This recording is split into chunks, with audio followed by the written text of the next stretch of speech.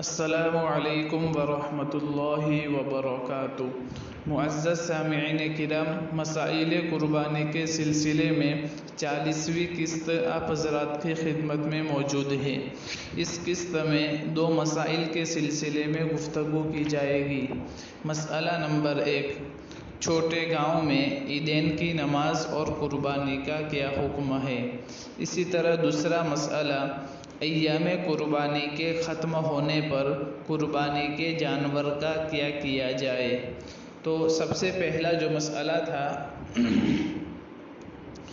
کہ چھوٹے گاؤں میں عیدین کی نماز اور قربانی کا کیا حکم ہے، تو 2 سوال ہے۔ پہلا سوال، چھوٹے گاؤں میں عیدین کی نماز جائز ہے یا نہیں۔ اسی طرح دوسرا مسئلہ، کیا عید الاضحیٰ کی نماز سے قبل اور فجر کی نماز کے بعد قربانی جائز ہے یا نہیں۔ یعنی اگر کوئی شخص بقرعید کی نماز سے پہلے اور فجر کی نماز کے بعد قربانی کرنا چاہے، یعنی درمیان میں جو وقت رہتا ہے فجر کی نماز کے بعد اور قربانی کی نماز سے پہلے، یعنی عید الاضحیٰ کی نماز سے پہلے درمیان میں اور بیچ میں جو وقت رہتا ہے، اس میں اگر کوئی قربانی کرنا چاہے تو اس کے لیے کیا حکم ہے۔ تو اس سلسلے میں جواب یہ ہے کہ ایسے چھوٹے گاؤں جہاں جمعہ کی شرائط نہیں پائی جاتی، وہاں جمعہ اور عیدین کی نماز درست نہیں ہے۔ اس سلسلے میں حوالہ فتاوی شامی، جلد نمبر 6 صفحہ نمبر 318، کتاب الاضحیہ۔ اسی طرح دوسرا مسئلہ کہ چھوٹے گاؤں میں قربانی 10 ذی الحجہ کی صبح صادق سے کر سکتے ہیں، لیکن ایک بات یاد رکھنا ہے کہ اندھیرے میں قربانی نہ کی جاوے بلکہ اجالا ہونے کا انتظار کیا جاوے۔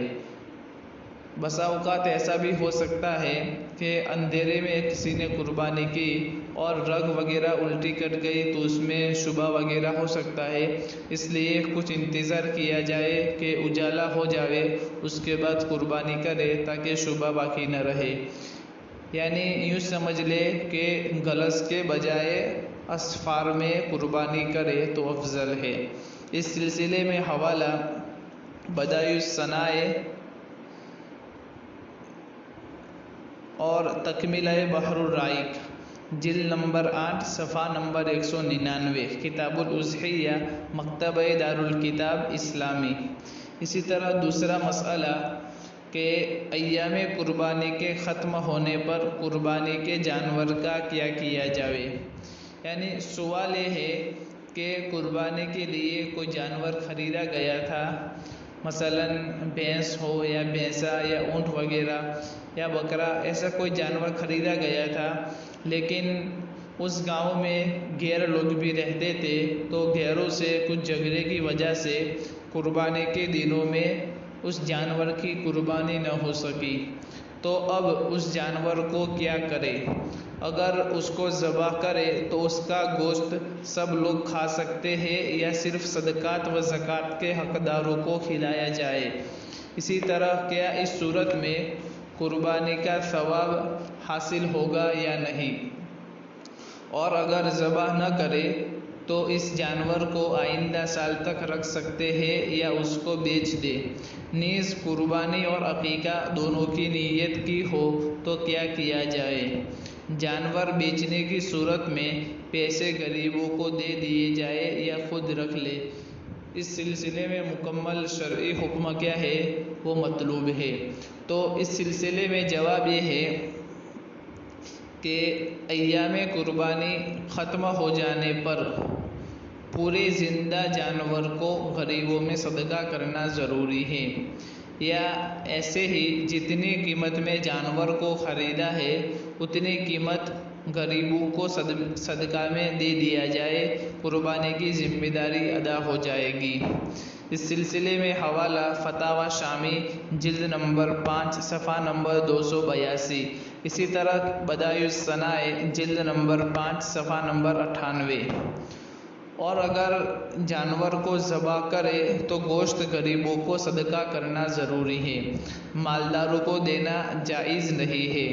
لیکن اس صورت میں جانور کی قیمت میں ذبح کرنے سے جو قیمت کم ہوگی اس کا صدقہ بھی ضروری ہے۔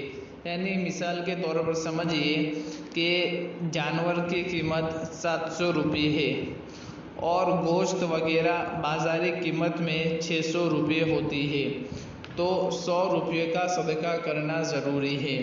اس لیے بہتر یہی ہے کہ زندہ جانور کو غریبوں میں صدقہ کر دیا جائے، یا جو قیمت خرید ہے یعنی جس قیمت میں جانور کو خریدا ہے اسے صدقہ کر لے، عقیقہ اس صورت میں ادا نہ ہوگا۔